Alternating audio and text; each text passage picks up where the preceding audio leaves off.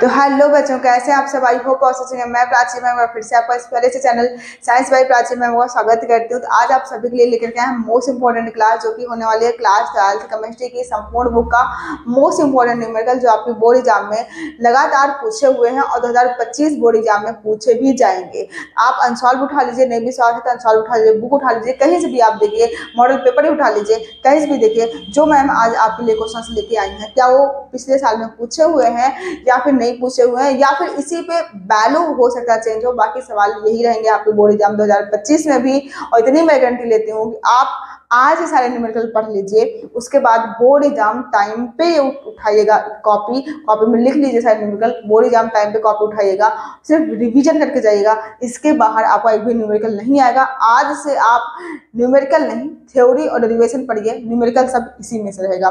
बस इतने न्यूमेरिकल आप पढ़ लीजिए, आपका पूरा अच्छे से तैयार हो जाएगा। न्यूमेरिकल से आपको डर लगता है, बस इसी क्लास को देखिए, आपका एक भी न्यूमेरिकल नहीं छूटेगा। अगर आप चैनल पर नए हैं, चैनल को सब्सक्राइब कीजिए, शेयर कीजिए, कमेंट कीजिए। अगर आप कमेंट करते हैं, आप सपोर्ट करते हैं, हमको मोटिवेशन मिलता है कि आप हमारा साथ दे रहे हैं, हम भी आपका साथ बोर्ड एग्जाम तक एकदम बेहतर तरीके से दें। तो चलिए हम क्लास को स्टार्ट करते हैं। बिना देरी के हुए क्लास को थोड़ा फास्ट लेके चलेंगे। अगर आपको स्पीड ज्यादा लग रही है तो स्पीड आप स्लो कर सकते हैं, कम लग रही हो तो स्पीड आप बढ़ा सकते हैं। आपके ऊपर है, आप स्पीड अपने हिसाब से मैनेज कर सकते हैं। चलिए हम क्लास को स्टार्ट करते हैं। आज का जो पहला क्वेश्चन है, कॉपी पेन लेकर के बैठ जाइए, क्योंकि आप सवाल फास्टली तरीके से लिखेंगे, नोट करेंगे और क्वेश्चन को सॉल्व करेंगे। क्वेश्चन है, प्रथम कोटि की अभिक्रिया में 100 मिनट पश्चात किसी पदार्थ का सांद्रण अपने प्रारंभिक सांद्रण का 99% विघटित हो जाता है। अभिक्रिया के वेग स्थिरांक की गणना कीजिए। तो यहाँ पर ध्यान समझिए, यहाँ पे सबसे पहले हमको बात हो रही है किसकी? प्रथम कोटि की अभिक्रिया की। प्रथम कोटि की अभिक्रिया के वेग स्थिरांक की बात हो रही है। तो प्रथम कोटि की अभिक्रिया के वेग स्थिरांक का फार्मूला हम सभी को पता है, आप सब पढ़ चुके होंगे। यहाँ लिखेंगे प्रथम कोटि की अभिक्रिया, प्रथम कोटि की अभिक्रिया, कोटि की अभिक्रिया के लिए जो के का सूत्र होता है, वेग स्थिरांक के का सूत्र होता है, वो होता है 2.303 अपान में टी लॉग, यहाँ पे लॉग बेस ए, सॉरी लॉग ए अपान ए माइनस एक्स। ये क्या होता है? प्रथम कोटि की अभिक्रिया के लिए वेग स्थिरांक का फार्मूला होता है। सवाल में अब देखो दिया है, क्या है दिया है, आप लिखेंगे तो आपको क्या क्या गिवन है ये आप लिखेंगे। तो आपको सवाल में दिया गया है टी का मान, समय दिया गया है टी का मान 100 मिनट। कितना दिया गया है? 100 मिनट। और सवाल में जब परसेंटेज की बात हो रही हो ना, परसेंटेज की बात, सवाल में किसी पदार्थ का सांद्रण अपने प्रारंभिक सांद्रण का 99% विघटित हो जाता है। यानी कि हम प्रारंभिक सांद्रता को 100 में लेंगे और अंतिम सांद्रता को 100 में से हम 99 को घटा देंगे। यानी कि हमको ए का मान कितना लेना है? 100 में। क्यों? क्योंकि परसेंटेज की बात हो रही है। और ए माइनस एक्स यानी कि अंतिम सांद्रता को हम किस में लेंगे? 100 में से 99 को घटा देंगे, यानी कितना आएगा? 1 आएगा। अब सारी वैल्यू उठा के रख दीजिए, आपका आंसर आपके सामने है। 3 नंबर का सवाल है, लेकिन सवाल क्या है? एकदम हलवा है। k = 2.303 अपान में कितना? 100 रखेंगे टी का मान, इंटू लॉग कितना है यहाँ पे आपका 100 अपान में कितना? 100 माइनस 99 किए थे, यानी कि 1। ठीक है, सारी वैल्यू आप रखने के पश्चात k = 2.303 आपको मिलेगा, और अपान में कितना? 100, और यहाँ पे log 100 की वैल्यू कितनी होती है? 2 होती है। क्या log 100 की वैल्यू कितनी होती है? log 100 की जो वैल्यू होती है वो कितनी होती है? 2 होती है। ठीक है, उसके बाद में आपको क्या करना है? इसी को कैलकुलेट करना है। आप कैलकुलेट करेंगे तो आपका आंसर आएगा 4.60 × 10⁻² सेकंड इनवर्स इसका मात्रक होता है। इसका वेग स्थिरांक, प्रथम कोटि की अभिक्रिया के लिए वेग स्थिरांक का सूत्र होता है। कैलकुलेशन आपको खुद करनी है, क्योंकि कैलकुलेशन हम नहीं करेंगे, हम आपको डायरेक्ट आंसर बताएंगे। क्लास को फास्टली लेके चलना, सवाल बहुत ज्यादा है। ठीक है, इसलिए कैलकुलेशन आप खुद से करेंगे, मैं आंसर आपको बता दूंगी सोल्यूशन सहित। चलिए हम अगले क्वेश्चन में बढ़ते हैं। अगला जो क्वेश्चन है वो है क्वेश्चन नंबर आपका 2। क्वेश्चन नंबर क्या है आपका? 2 है। क्वेश्चन नंबर जो 2 है वो है ग्लूकोज का मोलर द्रव्यमान दिया है 180 ग्राम मोल इनवर्स के 2.82 ग्राम को 30 ग्राम जल में घोला जाता है। इस विलयन की मोललता की गणना कीजिए। सवाल फिर से पढ़ रहे हैं हम। आपको ग्लूकोज का द्रव्यमान यानी कि उसका आपको अणुभार दिया गया कितना? 180 ग्राम। के 2.8 ग्राम को किसमें 30 ग्राम जल में घोला जाता है। यानी ग्लूकोज का हमको द्रव्यमान दिया है, ग्लूकोज का द्रव्यमान दिया है और भार, उसके बाद में ग्लूकोज का हमको द्रव्यमान भार भी दिया है। ध्यान से समझेंगे पूरे न्यूमेरिकल के दौरान, विलयन के चैप्टर के पूरे न्यूमेरिकल के दौरान अगर हम जहाँ विलयन की बात करेंगे तो विलयन को हम टी से लिखेंगे, किससे, टी से। अगर हम विलय की बात करेंगे तो विलय को हम किससे लिखते हैं, बी से लिखेंगे। अगर हम विलायक की बात करेंगे, विलायक की, तो विलायक को हम किससे लिखेंगे, ए से लिखेंगे। ये आपको पूरे न्यूमेरिकल के दौरान आपको ध्यान में रखना है। सवाल पे हमको क्या दिया गया है, ग्लूकोज का मोलर द्रव्यमान यानी कि उसका अणुभार, वो भी ग्लूकोज क्या है, हम बोलते हैं जिसको घोला जाता है या फिर जिसकी क्वांटिटी कम होती है वो क्या होता है, विलय होता है। जिसकी क्वांटिटी ज्यादा होती है वो क्या होता है, आपका विलायक होता है। तो 30 ग्राम जल और 2.8 ग्राम ग्लूकोज में कम क्वांटिटी कितनी है, 2.8 की है। ठीक है, यानी कि ये क्या हुआ, आपका विलय हुआ, ग्लूकोज क्या है, विलय हुआ। तो जो विलय का भार आपको दिया, किसका, विलय का भार, विलय का भार वो कितना आपको दिया है। विलय को हम किसे लिखते हैं, बी से लिखते हैं, और भार को हम किसे लिखेंगे, डब्ल्यू से। वेट डब्ल्यू बी आपको दिया है 2.82, कितना, 8.2 दिया है। ठीक है, और ग्राम में दिया है तो यहाँ पर आप ग्राम लिख दीजिए। आई बात समझ में। फिर आपको क्या दिया है, इतने ग्लूकोज को 2.28 ग्राम ग्लूकोज को 30 ग्राम जल में घोला जाता है। यानी कि 30 ग्राम जल क्या है, आपका विलायक है, जिसमें घोला जाता है, जिसमें वो क्या होता है, विलायक होता है। विलायक को हम किससे लिखते हैं, ए से लिखते हैं। यानी कि विलायक का भार, यानी क्या दिया है आपको, विलायक का भार, विलायक का भार आपको क्या दिया है, डब्ल्यू ए का मान दिया कितना, 30 ग्राम, कितना, 30 ग्राम आपको दिया गया है। और आपको मोलर द्रव्यमान यानी कि किसका, ग्लूकोज का मोलर द्रव्यमान यानी कि एमबी का मान दिया, क्या, एमबी से हम लिखते हैं ना, मॉलिक्यूलर वेट, वो भी किसका, आपको विलय का। ठीक है, ग्लूकोज है तो विलय है, तो कितना दिया गया आपको, 180 ग्राम, कितना, 180 ग्राम।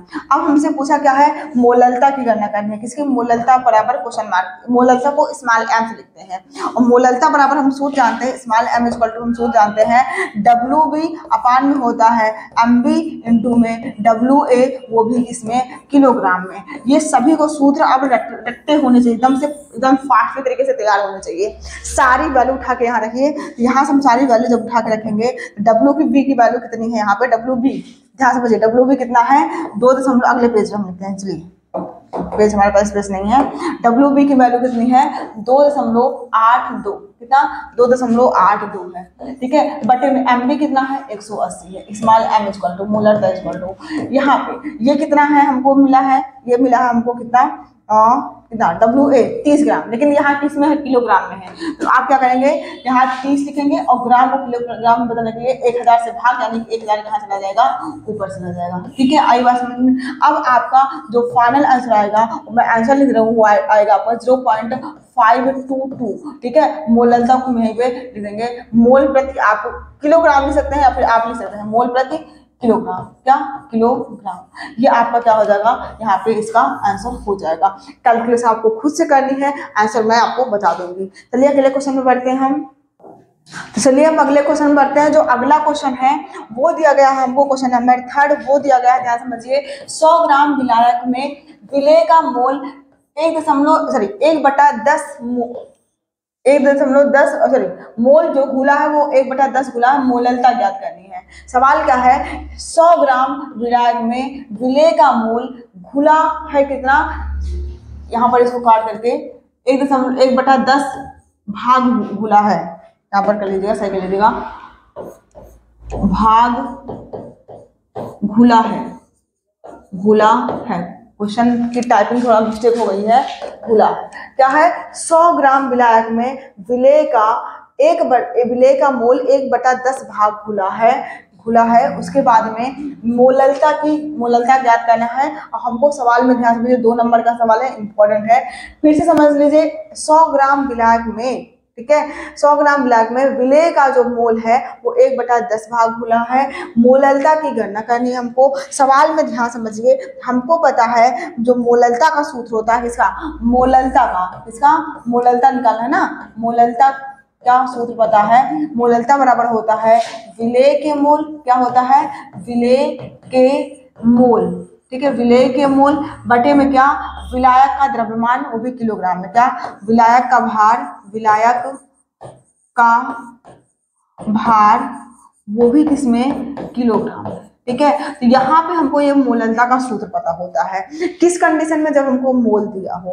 ठीक है, तो ये हमको मोललता का सूत्र पता होता है। तो मोललता बराबर यहाँ पे हमको विलेय के मोल दिया है। देखिए 100 ग्राम विलायक में, ये तो क्या है, विलायक है, 100 ग्राम क्या है, विलायक है। 100 ग्राम विलायक में जो विलेय का मोल है, विलेय का मोल, इसको हटा दीजिए, विलेय का जो मोल है वो कितना है, 1/10 है। तो विलेय का मोल हम क्या रखेंगे, 1/10 रखेंगे। ठीक है, 1/10। उसके बाद में विलायक का भार कितना है, विलायक का भार कितना हमको सवाल में 100 ग्राम, क्या है, 100 ग्राम। ठीक है, 100 ग्राम। लेकिन ग्राम में हमको किसमें कन्वर्ट करना है, किलोग्राम में। तो यहाँ पे आप डिवाइड करेंगे 1000 से, तो 1000 कहाँ जाएगा, ये ऊपर चला जाएगा। 1000 कहाँ जाएगा, ऊपर चला जाएगा। आई बात समझ में? फिर से समझ लीजिए, यहाँ पर अगर आप दिया है लिखना चाहते हैं तो दिया है लिखेंगे, क्या, दिया है। दिया है में क्या लिखेंगे, विलायक का मोल, क्या दिया है, विलायक, विलायक का भार, क्या दिया है, विलायक का भार, विलायक का भार। तो विलायक का जो भार दिया है वो कितना दिया है, 100 ग्राम। जबकि हमको पता है कि मोललता में जो विलायक का भार हम लेते हैं वो किस में लेते हैं, किलोग्राम में लेते हैं। उसके बाद में आपको दिया है क्या, विलेय के मोल दिया है, क्या दिया है, विलेय के मोल, विलेय के मोल। तो विलेय के जो मोल दिया है वो कितना दिया है, 1/10 दिया है। ठीक है, तो हमने क्या रख दिया, विलेय के मोल के स्थान पे विलेय का मोल 1/10 रखा, बटे में विलायक का भार, विलायक का भार कितना दिया है, 100 ग्राम। लेकिन हमको किस में चाहिए, किलोग्राम में। तो 1000 से भाग करेंगे तो 1000 ऊपर चला जाएगा, ये सब क्या हो जाएगा, कैंसिल हो जाएगा। आंसर कितना आएगा आपका 1। और मात्रा क्या होता है, मोल, और प्रति में क्या, किलोग्राम, क्या होता है, मोल प्रति किलोग्राम। इसका क्या हो जाएगा, आंसर हो जाएगा। क्वेश्चन आप नोट कर लीजिए, क्वेश्चन थोड़ा मिसप्रिंट था लेकिन हमने आपको समझा दिया है, आप क्वेश्चन को नोट कर लें। चलिए हम अगले क्वेश्चन में बढ़ते हैं। अगला जो क्वेश्चन है वो यहाँ पर दिया गया है, 1 मिलियन में 40 ग्राम NaOH को 500 ml जल में घोला गया है, इसकी मोलरता एवं नॉर्मलता की गणना कीजिए। 2017 में 3 नंबर का सवाल ये भी पूछा हुआ है। यहाँ आपसे मोलरता और नॉर्मलता पूछा हुआ है। तो हम लिखते हैं दिया है, क्या लिखते हैं, दिया है। तो हमको दिया क्या क्या है, पहले उसको हम लिख लेते हैं। तो दिया है यहाँ पे 40 ग्राम को, ठीक है, 40 ग्राम NaOH को 500 ml जल में, यानी कि हमको जिसको बोलते हैं, जिसकी क्वांटिटी कम होती है, क्या होता है, विलेय का भार होता है। तो विलेय का भार WB दिया गया हमको कितना, 40 ग्राम, कितना दिया गया है, 40 ग्राम। NaOH को 500 ml जल में, जल क्या है यहाँ पे, विलायक है। तो WA का भी मान हमको दिया गया है ना, WA का मान कितना दिया गया है, 500 ml दिया गया है। कितना, 500 ml दिया गया, सॉरी ml दिया गया तो आयतन है, क्या है, ml दिया गया है तो क्या है, आयतन है। ठीक है, तो क्या इसका आयतन दिया गया, किसका, विलयन का आयतन हमको दिया गया है, WT का मान ना, जल में घोला गया, 500 ml जल में घोला गया। उसके बाद में BT का वो मान कितना दिया है, 500 ml दिया गया है। हमको निकालना किसकी वैल्यू है, और यहाँ पे हमको निकालना किसकी वैल्यू है, नॉर्मलता निकालनी है, क्या, नॉर्मलता निकालनी है, और क्या निकालनी है, मोलरता गणना करनी है, किसकी, मोलरता की। नॉर्मलता व मोलरता की हमको इसमें गणना करनी है। तो यहाँ पहले हमको निकाला है मोलरता। तो मोलरता का जो सूत्र होता है उसको हम कैपिटल M से लिखते हैं, मोलरता को, वो होता है WB अपान में क्या होता है, MB इंटू में क्या होता है, VT, वो भी किसमें, लीटर में। ये सभी को फार्मूला याद होना चाहिए। तो आप ध्यान समझिए, यहाँ पे MB नहीं पता है, क्या, MB नहीं पता है। MB मतलब क्या, विलेय का अनुभार। विलेय क्या है, NaOH, जिसको घोला जाता है वो क्या होता है, विलेय होता है। विलेय क्या है, NaOH। NaOH का आप अनुभार निकालेंगे, NaOH का अनुभार, NaOH का क्या, अनुभार, ठीक है, अनुभार, अनुभार। तो NaOH का अनुभार कैसे निकालेंगे, सोडियम का कितना हो जाएगा, परमाणु भार कितना हो जाएगा, 23, प्लस ऑक्सीजन का 16, प्लस हाइड्रोजन का 1, यानी कितना आएगा, 40। कितना आएगा, 40। तो अब सारी वैल्यू यहीं पे रख दीजिए, हम हल कर लेंगे उसके आगे। ठीक है, तो यहाँ से हमको ध्यान समझिए, अब वैल्यू रखिए। तो M इक्वल टू मोलरता इक्वल टू WB कितना है, WB कितना है, 40, कितना है, 40, बटे में MB कितना है, 40, कितना है, 40। ठीक है, और इंटू में यहाँ पे ये क्या है आपका, ml में दिया है। विलयन का आयतन किस में दिया गया है, ml में दिया गया है। तो विलयन का आयतन कितना है, 500, लेकिन इसको आप किसमें कन्वर्ट करेंगे, लीटर में। तो 1000 से भाग कर दीजिए, 1000 से भाग करेंगे तो 1000 कहाँ जाएगा, ऊपर जाएगा, कहाँ जाएगा, ऊपर जाएगा। ठीक है, ये आप इसको बस कैलकुलेट करेंगे, आपको मोलरता M की वैल्यू मिल जाएगी। कितना आएगा, 2 मोल प्रति लीटर, 2 मोल प्रति लीटर आएगा। ठीक है, सॉरी 2 मोल प्रति लीटर, ठीक है, 2 मोल प्रति लीटर इसका आंसर हो जाएगा। अब हमको क्या निकालना है, दूसरे पॉइंट में हमको नॉर्मलता निकालनी है। तो नॉर्मलता का जो सूत्र होता है आपको पता होना चाहिए, नॉर्मलता बराबर होता है WB अपान में होता है EB। EB क्या है, तुल्यांकी भार, वो भी किसका, विलेय का, ठीक है, इनटू में क्या होता है VT, वो भी किसमें, लीटर में, इसमें लीटर में, VT किस में होता है, यहाँ पे लीटर में होता है, ठीक है। ये अब इस पे आप वैल्यू रख दीजिए। अब यहाँ पर EB क्या है, EB ध्यान समझिए, EB क्या है, तुल्यांकी भार है, क्या है, तुल्यांकी भार, तुल्यांकी भार, ठीक है, तुल्यांकी भार है। और तुल्यांकी भार हम निकालते कैसे हैं, तुल्यांकी भार निकालते हैं क्या, परमाणु भार, ठीक है, सॉरी अणुभार, अणुभार, तुल्यांकी भार बराबर होता है अणुभार बटे में n। n क्या है, अगर वो अम्ल है नंबर ऑफ OH देखेंगे, अगर वो क्षार है नंबर ऑफ क्या देखेंगे, सॉरी अगर अम्ल है नंबर ऑफ S देखेंगे, अगर क्षार है नंबर ऑफ OH देखेंगे। तुल्यांकी भार में बात किसकी हो रही है, अब यहाँ पर ध्यान समझिए, बात किसकी हो रही है, NaOH की। NaOH का हमको तुल्यांकी भार निकालना है। तो NaOH क्या है, एक क्षार है, यहाँ से EB जो निकलेगा वो NaOH का अणुभार कितना होता है 40, और नंबर ऑफ OH देखना है क्या, क्षार नंबर ऑफ OH कितना है, 1 OH है, 1, यानी कि EB का मान जो आएगा वो कितना आएगा, 40 आएगा, कितना आएगा, 40 आएगा। आप वैल्यू रख दीजिए सारी की, ठीक है। तो यहाँ से नॉर्मलता n इक्वल टू हो जाएगा, WB का मान कितना हमको दिया गया है, यहाँ पे ध्यान समझिए, WB का मान हमको 40 दिया गया है, तो यहाँ हम 40 रखेंगे, क्या, यहाँ हम 40 रखेंगे, ठीक है, बटे में EB कितना आया है, ये भी कितना आया है, 40 आया है। उसके बाद में क्या होता है, विलयन का आयतन होता है वो भी लीटर में, ये कितना दिया गया, 500 ml दिया गया, कितना, 500 ml दिया गया है। 500 ml का मतलब लीटर में कन्वर्ट करेंगे तो 1000 ऊपर चला जाएगा, तो ये हमको यहाँ से नॉर्मलता बराबर भी कितना आएगा, 2 आएगा, क्या आएगा, नॉर्मलता भी बराबर क्या आएगा, 2 आएगा, ठीक है। ये हमारा क्या हो जाएगा, इसका आंसर हो जाएगा। आई होप क्वेश्चन आपको समझ में आ रहे होंगे, आप क्वेश्चन को नोट करिए, फिर अगले क्वेश्चन पे बढ़ते हैं। तो चलिए हम अगले क्वेश्चन बढ़ते हैं। आज का जो अगला क्वेश्चन है, क्वेश्चन नंबर 5, क्वेश्चन नंबर 5 जो है, ध्यान समझिए, क्वेश्चन नंबर 5 जो है वो है H2SO4 का एक नमूना 94% W/V है, उसका घनत्व और उसका घनत्व 1.8 ग्राम प्रति ml है। इस विलयन की मोललता की परिकलित कीजिए, मतलब मोललता को परिकलित कीजिए, मोललता को परिकलित कीजिए। 2020 में 2 नंबर में सवाल पूछा है, ये जो सवाल है वो इम्पोर्टेंट है, हो सकता है परसेंटेज चेंज कर दें, बाकी सवाल यही आएगा। ध्यान समझिए, H2SO4 का एक नमूना है जो कि 94% W/V, W/V का मतलब ये है, यहाँ पे हम ध्यान समझिए, पहले एक साइड लिखते हैं हम यहाँ पर विलेय, किसकी बात करते हैं, एक साइड हम यहाँ बात करते हैं विलेय, और विलेय क्या है, H2SO4 है, क्या है, H2SO4 है।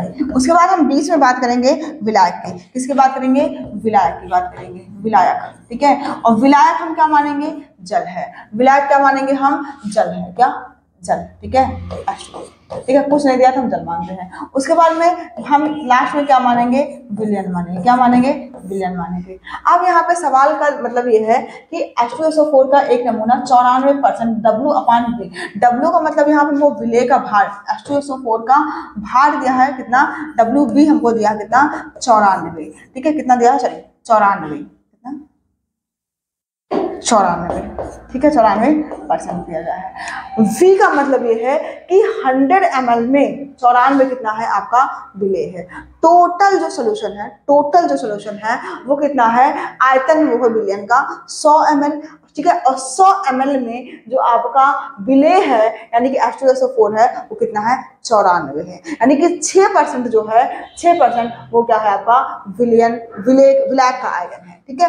यहाँ हमको VT का मान दिया है, कितना हम मानेंगे, 100 मानेंगे, यानी कि 100 में, ठीक है, टोटल विलयन कितना है, 100 का, 100 में 94% क्या है, WV है, ठीक है। और सवाल में हमको घनत्व दिया, किसका, और उसका घनत्व, किसका, विलयन का घनत्व, विलयन का घनत्व को हम किससे लिखेंगे, DT, और DT बराबर हमको कितना दिया है यहाँ पे 1.84, कितना दिया, 1.84। आई बात समझ में। हम ये जानते हैं हमको चाहिए क्या, मोललता करने के लिए, मोललता पर सूत्र किसका होता है, मोललता M इक्वल टू होता है WB, क्या होता है, ध्यान समझिए, WB होता है equal to, sorry WB upon में क्या होता है MB, इनटू में क्या होता है WA, ठीक है, वो भी किसमें, किलोग्राम में, ये होता है। तो यहाँ से हमको डब्ल्यू बी पता है। मान लो H2SO4 का हम अणुभार भी निकाल लेते हैं, कितना होता है, H2SO4 का अणुभार भी अगर हम निकाल लेंगे, यानी कि एमबी भी हम निकाल लेंगे, क्या एमबी भी अगर हम निकाल लेंगे, उसके बाद हमको WA चाहिए। WA के लिए हमको कुछ नहीं दिया गया है, लेकिन हाँ घनत्व दिया है, आयतन दिया है। तो हम सूत्र जानते हैं कि द्रव्यमान बराबर होता है क्या, द्रव्यमान बराबर, ठीक है, dt बराबर, द्रव्यमान बराबर होता है क्या, यहाँ से घनत्व बराबर होता है द्रव्यमान बटा आयतन, क्या, द्रव्यमान बटा आयतन होता है, ठीक है। ये आपका WT है, क्या है, WT है, ठीक है। आयतन क्या, VT, ठीक है। ये होता है आपका क्या, सॉरी, ये होता है आपका क्या, आयतन VT, ये होता है, ठीक है।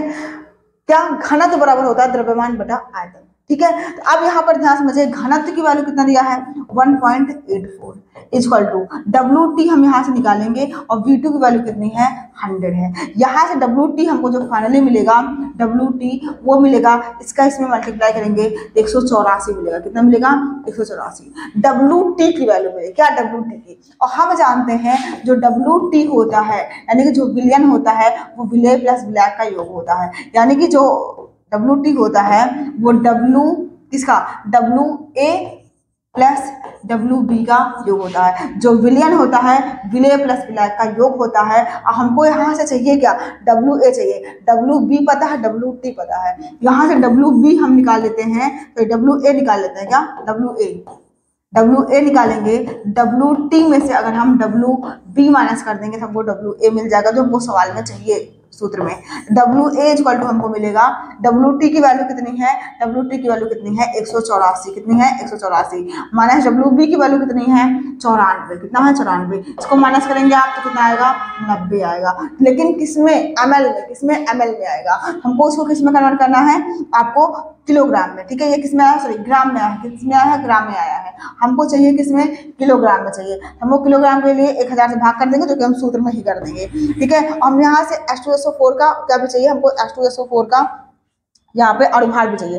H2SO4 का जो अणुभार आएगा वो 98 आएगा, आप निकाल लेंगे। H2SO4 का अणुभार कितना आएगा, 98 आएगा। अब सारी वैल्यू उठा के यहाँ पे रख देते हैं, तो M इक्वल टू यहाँ हमको मिलेगा, क्या समझिए, M इक्वल टू मिलेगा हमको WB अपान में क्या है, MB है, इंटू क्या है, WA है, वो भी किसमें है, किलोग्राम में है, किसमें है, किलोग्राम में है, ठीक है। तो M इक्वल टू यहाँ से मिलेगा, WB की वैल्यू कितनी है, ध्यान समझिए, WB की वैल्यू है 94, कितना है, 94, ठीक है, बटे में इसका मान कितना है, MB का 98 है, इंटू में WA अभी अभी फाइंड किए हैं, कितना है, 90 है लेकिन ग्राम में, ठीक है, 90 है लेकिन ग्राम में, ठीक है, 90 है लेकिन ग्राम में, किलोग्राम में कन्वर्ट करोगे तो 1000 से क्या कर दोगे आप, इसको डिवाइड कर दोगे। इसको जब आप फाइनली पूरा सॉल्व करोगे तो आपके जो आंसर आएगा वो आएगा 10.68, क्या आएगा, 10.68। ये स्मॉल m है, मोललता है, यानी मात्रा क्या हो जाएगा, मोल प्रति, यहाँ पे क्या, किलोग्राम, मात्रा मोल प्रति किलोग्राम, ये हो जाएगा इसका मात्रा, ठीक है। तो ये आपका फाइनल आंसर हो गया इस क्वेश्चन का। तो चलिए हम अगले क्वेश्चन बढ़ते हैं। जो आज का अगला क्वेश्चन है वो दिया गया है यहाँ पे, दो द्रवों A तथा B के वाष्प दाब क्रमशः 80 मिलीमीटर तथा 60 मिलीमीटर है। A के 3 मोल तथा B के 2 मोल मिलाने पर प्राप्त मिश्रित विलयन का कुल वाष्प दाब क्या होगा। हमसे यहाँ पर पूछा है क्या, कुल वाष्प दाब पूछा है। 2023 से 2017 में ये 2 साल में क्वेश्चन हमसे बोर्ड एग्जाम में पूछा हुआ है। तो यहाँ पर हमको दिया क्या गया है, पहले आप लिखेंगे दिया है, क्या दिया है, ठीक है। हमको यहाँ पर दिया गया है आंशिक वाष्प दाब, यानी कि P नॉट A की वैल्यू दिया है, ठीक है। A को हम क्या मानेंगे, विलायक मानेंगे, B को हम क्या मानेंगे, विलेय मानेंगे। तो P not A equal to हमको दिया कितना है यहाँ पे 80 mm, कितना दिया है 80 mm, ठीक है। किसका, विलायक का आंशिक वाष्प दाब 80 mm, ठीक है, 80 mm। उसके बाद हमको दिया गया है यहाँ पर क्या, P नॉट B की वैल्यू दिया है। P नॉट B की वैल्यू कितना दिया है 60 mm, कितना दिया है 60 mm। उसके बाद हमें मोल प्रभाव दिया है, A के मोल मतलब वो A का मोल प्रभाव दिया है, किसका, X, ऐसे लिखते हैं ना, A इक्वल टू कितना दिया है 3 मोल, कितना दिया है 3 मोल दिया है। उसके बाद में हमको क्या दिया है XB हमको कितना दिया है यहाँ पे, XB हमको दिया कितना 2 मोल, कितना 2 मोल, ठीक है, हमको क्या निकालना है, कुल मोल निकालना है। क्या निकालना है, कुल मोल। ठीक है, तो कुल मोल बराबर होता है, सॉरी कुल वाष्प दाब निकालना है, कुल वाष्प दाब। तो कुल वाष्प दाब बराबर होता है P बराबर होता है यहाँ पे PA प्लस PB होता है, ये होता है। ठीक है, कुल वाष्प दाब P इक्वल टू होता है PA प्लस PB। लेकिन हम PA जब निकालते हैं PA, ठीक है, PA बराबर होता है, वो क्या होता है, PA इंटू में क्या, XA। ठीक है, यानी कि हम जानते हैं कि वाष्प दाब जो होता है वो मोल प्रभाज के समानुपाती होता है। समानुपाती के सिंबल हटाते हैं तो एक कांस्टेंट आता है P0A, जिसको हम आंशिक वाष्प दाब कहते हैं। ठीक है, तो ये होता है। अब यहाँ से हम पहले PA निकाल लेंगे। तो PA कितनी, P0 एक वैल्यू कितनी दी गई है हमको, 80 दी गई है, और यहाँ पे x किसका वैल्यू दी गई है, XA। अब यहाँ पर ध्यान समझिए, हमको क्या निकालना है, मोल प्रभाज। क्या निकालना है, मोल प्रभाज, वो भी XA का मोल प्रभाज निकालना है। हमको ये XA की वैल्यू दी गई है, लेकिन ये क्या है, मोल प्रभाज है। यहाँ पर क्या है, मोल प्रभाज है। यहाँ पर हमको क्या दिया गया है, XA। ये XA की वैल्यू है, लेकिन ये क्या है, मोल प्रभाज को काई कह लीजिए। क्या काई से लिखते हैं ना, मोल प्रभाज काई। तो मोल प्रभाज बराबर हम जानते हैं क्या होता है, ध्यान समझिए, मोल प्रभाज बराबर, तो मोल प्रभाज बराबर होता है, मोल प्रभाज बराबर हम जानते हैं मोल, जिसका मोल निकालना है, मान लो A का मोल निकालना है, तो A के मोल क्या, A के मोल बटे में क्या, कुल मोल। क्या, कुल मोल। ठीक है, कुल मोल। तो A का मोल, अगर हम A की बात करेंगे, A का मोल प्रभाज निकालेंगे किसका, अगर हम यहाँ पे A का मोल प्रभाज निकालेंगे, ध्यान समझिए, अगर हम यहाँ पे A का मोल प्रभाज निकालेंगे, इसको भी रहने दीजिए। अगर हम यहाँ पर A के मोल प्रभाज की बात करेंगे तो यहाँ पर क्या हो जाएगा, A के मोल बटे में कुल मोल। तो A का मोल कितना है, तो A का मोल हमको XA का मोल कितना दिया गया है, 3 दिया है, और कुल मोल कितना दिया गया है, 3 और 2 दोनों, यानी कि 5। कितना, 3 और 2 5। अब यहाँ पे हम वैल्यू रख देंगे किसकी, XA की वैल्यू रख देंगे। ध्यान समझिए, तो यहाँ पे XA की जो वैल्यू हो जाएगी, ध्यान समझिए, यहाँ से हो जाएगा PA इक्वल टू P0A, और P0A की वैल्यू कितनी है, हमको 80 दिया गया है, 80 गुणे में XA काई है, मतलब काई मतलब क्या है, यहाँ पर आपको दिया क्या गया है, मोल प्रभाज। तो मोल प्रभाज अभी हम निकाले हैं XA का, तो कितना हो जाएगा, 3/5। कितना हो जाएगा, 3/5। फिर से समझ लीजिए, हमको PA0 की वैल्यू दी गई है, PB0 की वैल्यू दी गई है। ये क्या है, XA मतलब मोल दिया गया है किसका, आपको विलायक का मोल दिया गया A का, और B का आपको मोल दिया गया है। लेकिन यहाँ पर सूत्र हम जानते हैं कि जो वाष्प दाब होता है वो समानुपाती होता है किसके, मोल प्रभाज के। तो मोल प्रभाज, सॉरी, समानुपाती का सिंबल हटाएंगे तो हम कांस्टेंट लाते हैं क्या, PA0, और ये क्या है आपका मोल प्रभाज। पहले हम किसका निकालेंगे, A का मोल प्रभाज, उसके बाद हम किसका निकालेंगे, B का मोल प्रभाज। ठीक है, तो यहाँ पर मोल प्रभाज का जो सूत्र होता है वो होता है किसी एक विशेष घटक A का मोल बटे में क्या, कुल मोल की संख्या। तो A का मोल हम निकाल रहे हैं, तो A लिखेंगे, यहाँ पर A लिखेंगे, और कुल मोल मतलब 3 और 2 को ऐड कर देंगे तो हमको XA की वैल्यू यहाँ से मिल जाएगी 3/5। अब यहाँ जब इसको सॉल्व करेंगे तो हमको मिलेगा यहाँ से 48। आप इसको हल करेंगे कितना मिलेगा, 48। इसी प्रकार से हम क्या निकालेंगे, PB निकालेंगे। क्या निकालेंगे, PB। तो PB होता है P0 B इंटू में क्या, काई और B। काई मतलब यहाँ पर क्या है, मोल प्रभाज। तो अब इसका हम मोल प्रभाज निकालेंगे अगर B का, तो ध्यान समझिए, अगर हम B का मोल प्रभाज निकालते हैं, B का मोल प्रभाज, तो क्या हो जाएगा, कुल मोल B का मोल ऊपर लिखेंगे 2 बटे में कुल मोल मतलब क्या, 5। ठीक है, समझ रहे हैं मोल प्रभाज कैसे निकालेंगे, मतलब जिसका मोल प्रभाज निकालते हैं उसको ऊपर, और बटे में क्या, कुल मोल। तो B का मोल प्रभाज निकालने के लिए हम क्या लिखेंगे, यहाँ पे PB इक्वल टू, ध्यान समझिए, PB इक्वल टू हो जाएगा यहाँ से PB0 का वैल्यू कितनी है, 60। कितनी है, 60। इसके बाद में XB हम कितना निकालेंगे, 2/5। क्या हो जाएगा, 2/5। इसको जब हम सॉल्व करेंगे कितना आएगा, 24 आएगा। कितना आएगा, 24। ये इतना अलग है, ये इतना आप अलग निकालेंगे, हमारे पास स्पेस नहीं है। आप लिखेंगे यहाँ पे XA का मोल प्रभाज, तो A के मोल प्रभाज बटे में कुल मोल, उसके बाद में XB का मोल प्रभाज यानी कि कुल मोल बटे में क्या, B का मोल प्रभाज बटे में क्या, कुल मोल प्रभाज। तो ये आप ऐसे निकालेंगे। अब यहाँ से कितना आया हमको, PA की वैल्यू कितनी आई, 48, PB की वैल्यू कितनी आई, 24। अब हमको क्या निकालना है, कुल वाष्प दाब क्या होता है, Pa प्लस Pb, यानी कि 48 में 24 हम ऐड कर देंगे, हमको क्या मिल जाएगा, कुल वाष्प दाब मिल जाएगा। यहाँ से हम निकालेंगे क्या, P इक्वल टू क्या हो जाएगा, Pa प्लस में क्या Pb, क्या Pb। तो Pa की वैल्यू कितनी आई है 48 और Pb की वैल्यू कितनी आई थी 24 आई थी। ठीक है, तो यहाँ से आप अपना फाइनली आंसर लिख लेंगे, कितना हो जाएगा 70 और यहाँ पर कितना हो जाएगा 72, कितना 72, ये आपका फाइनल आंसर हो जाएगा। ठीक है, तो आप इस क्वेश्चन को नोट कर लें, फिर हम अगले क्वेश्चन पे बढ़ते हैं। चलिए हम अगले क्वेश्चन में बढ़ते हैं। अगला जो क्वेश्चन है आज का वो है 96% सल्फ्यूरिक अम्ल द्रव्यमान बटा द्रव्यमान, यानी कि W/W, क्या W/W का आपेक्षिक घनत्व 1.84 ग्राम प्रति ml है। इस अम्ल की मोलरता और नॉर्मलता की गणना करनी है। 2018 में 2 नंबर का सवाल ये पूछा हुआ है। सवाल इंपॉर्टेंट है, आइए ध्यान समझिए वो करना क्या है। आप एक साइड लिखेंगे क्या विलेय, क्या लिखेंगे एक साइड विलेय और एक साइड हम क्या लिखेंगे विलयन, एक साइड लिखेंगे क्या विलयन। क्यों, क्योंकि हमको नॉर्मलता और मोलरता निकालना है। तो विलेय में बात किसकी रही, सल्फ्यूरिक अम्ल की H2SO4, क्या H2SO4 की बात हो रही है। और H2SO4 का जो भार दिया गया है, भार Wb, वो कितना दिया गया है हमको 96, कितना दिया गया है 96। ठीक है, W/W का मतलब ये है कि जो विलयन का भार होगा, विलयन का भार वो कितना होगा 100 में होगा। विलयन का भार हम किस में लेंगे, विलयन का भार Wt वो हम किस में लेंगे 100 में लेंगे।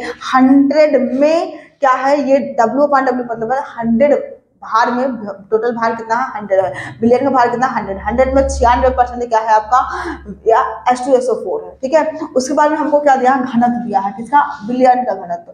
dt बराबर हमको कितना दिया है यहाँ पे 1.84 दिया है। ठीक है, बस इतना हमको दिया गया है। अब हमको सवाल में नॉर्मलता और मोलरता पूछा हुआ है।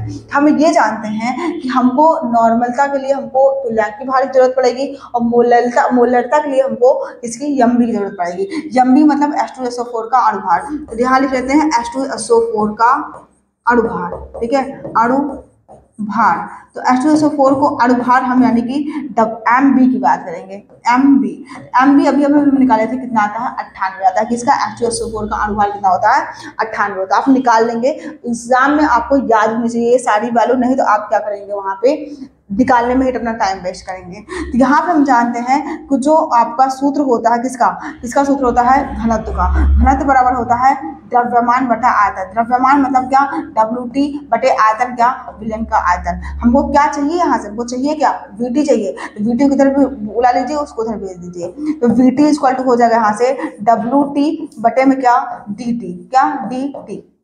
Wt की वैल्यू कितनी है 100 है, कितनी है 100 है। dt की वैल्यू कितनी है 1.84 है। इसको जब आप हल करेंगे अच्छे से, तो ये आपका जो आंसर आएगा यहाँ से ये आएगा 54.34 क्या आएगा, किसका मान आएगा, घनत्व का आएगा कितना 54.34। ठीक है, उसके बाद में अब आप अपना सूत्र लगाएंगे। कौन सा सूत्र लगाएंगे, अब इतना लिखने के बाद आप सूत्र लगाएंगे किसका, मोलरता का। तो मोलरता M इक्वल टू हम जानते हैं होता है Wb अपान में क्या होता है Mb इंटू में क्या होता है Vt, वो भी किसमें लीटर में, क्या होता है Vt होता है वो भी किसमें लीटर में, ये होता है। इतनी बात क्लियर है। ठीक है, अब यहाँ से हमको सबकी वैल्यू पता है, हम सारी वैल्यू क्या कर देते हैं रख देते हैं। तो चलिए हम सबकी वैल्यू रख देते हैं। तो M इक्वल टू हो जाएगा, कैपिटल M इक्वल टू हो जाएगा Wb कितना दिया गया हमको 96 ना 96, ठीक है, बटे में Mb 98 हम लोग निकाल चुके हैं। ये कितना है Vt अभी हम लोग निकाले कितना, सॉरी Vt हम लोग निकाले हैं V और T, ये V और T निकाले कितना 54.34, क्या निकाले हैं 54.34। यहाँ लिखेंगे क्या 54.34, लेकिन ये किस में आया है, ये आया है आपका ml में आया है, सॉरी ये किस में आया है आपका ml में आया है, ये ml में आया है, मिलीलीटर में आया है। हमको लीटर में चाहिए, हम क्या करेंगे 1000 से भाग करेंगे तो ये क्या हो जाएगा ऊपर 1000 हो जाएगा। ठीक है, तो आपका जो यहाँ से फाइनल आप इसको कैलकुलेट करके जो अपना आंसर लिखेंगे वो आप आंसर यहाँ से लिखेंगे 18.0 और 16 मोल प्रति लीटर, क्या मोल प्रति लीटर, इसका आप आंसर लिखेंगे। ठीक है, मोल प्रति लीटर इसका आप क्या लिखेंगे आंसर लिखेंगे। ठीक है, ये आपको क्या हो जाएगा यहाँ से मोलरता निकल आएगी। हमने क्या किया, हमने किया ये कि हमको H2SO4 का अणुभार भार दिया गया था 96, परसेंटेज में दिया गया है W/W, मतलब बिलियन का जो भार होगा टोटल 100 में से 96 क्या होगा, विलय का भार होगा। ठीक है, अणुभार हम लोग निकाल लिए। उसके बाद में हमको dt दिया गया था घनत्व, तो जिसके लिए हमको जरूरत किसकी थी, v विलयन की आयतन जरूरत थी। हम जानते हैं घनत्व बराबर होता है द्रव्यमान बटे आयतन। द्रव्यमान किसका, उसका विलयन का द्रव्यमान बटे में आयतन किसका, विलयन का आयतन। यहाँ पे dt की वैल्यू रख दिए हम लोग, dt की वैल्यू जो दिया गया था। उसके बाद में हमको यहाँ से vt निकाल लिया। vt जो आया वो ml में आया, क्यों ml में आया, क्योंकि सवाल हम बात किस हो रही है, ml में बात हो रही है, इसलिए vt किस में आया, हमारा ml में आया। हम लोग सूत्र रखे और अपनी वैल्यू पा गए किसमें, यहाँ पे मोलरता की। अब हमको क्या चाहिए, नॉर्मलता चाहिए। नॉर्मलता का सूत्र क्या होता है, नॉर्मलता बराबर होता है क्या, WB अपान में क्या होता है, EB। EB क्या है, तुल्यांकी भार, अभी करवा चुके थे एक सवाल। उसके बाद में क्या, विलयन का आयतन, वो भी किसमें, विलयन का आयतन, किसका, विलयन का आयतन, वो भी किसमें, लीटर में, वो भी किसमें, लीटर में, ये ठीक है। अब यहाँ से हम क्या निकालना है, EB निकालना है। तो EB निकालना है, तो यहाँ पर क्या समझिए, तो N इक्वल टू हो जाएगा MB, WB कितना है, 96 है। EB तुल्यांकी भार, वो भी किसका आपको निकालना है, किसका, तुल्यांकी भार H2SO4 का। ध्यान समझिए, H2SO4 का इधर निकाल देते हैं, ठीक है। इधर H2SO4 का EB जब निकालोगे, क्या EB क्या होता है, अणुभार होता है बटे में क्या, N, ठीक है। अणुभार बटे में क्या होता है, N, तुल्यांकी भार का सूत्र होता है ये, ठीक है। निकालना किसका है, H2SO4 का निकालना।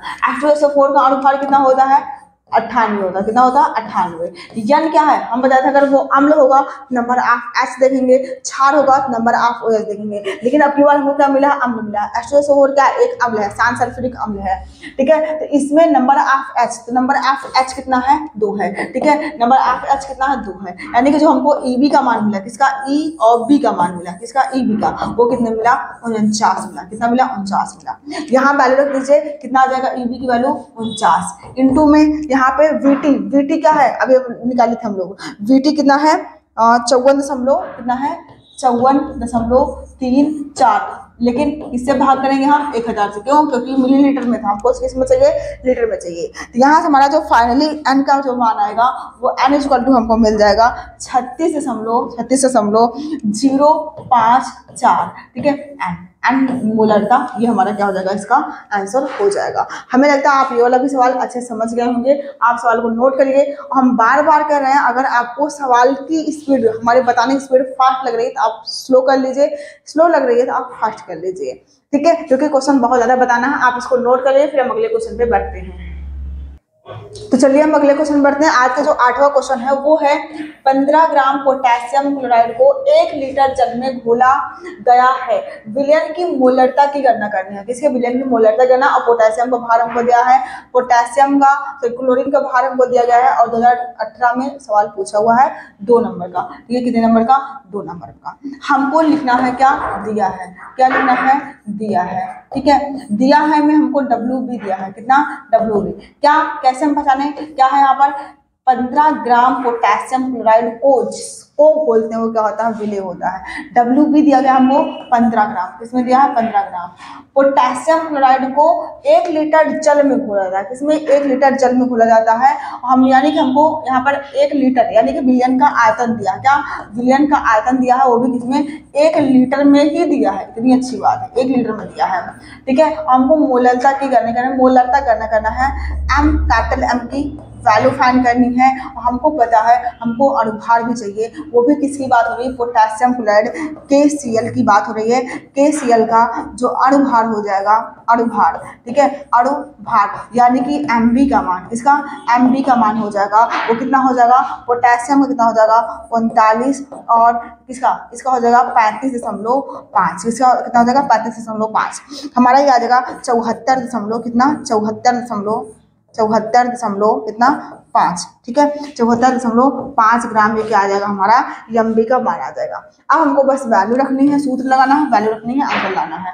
हम जानते हैं जो मोलरता बराबर होता है, मोलरता वो होता है WB अपान में क्या, MB इंटू में क्या, Vt वो भी किसमें, लीटर में, वो भी किसमें, लीटर में। ठीक है, यहाँ से m बराबर हम लोग लाएंगे, Wb का मान कितना है 15 है, Mb का मान कितना है, Mb का मान 74.5 है, गुणे में Vt का मान कितना है 1 लीटर है, कितना है 1 लीटर है, क्या है 1 लीटर है। हमारा जो फाइनली आंसर आ जाएगा यहाँ से m इक्वल टू आ जाएगा हमारा 0.20 मोल प्रति लीटर, मोल प्रति लीटर। ये हमारा क्या हो जाएगा, इसका आंसर हो जाएगा, इसका क्वेश्चन नंबर 8 का आंसर। तो आप क्वेश्चन को नोट कर ले, फिर हम अगले क्वेश्चन पे बढ़ते हैं।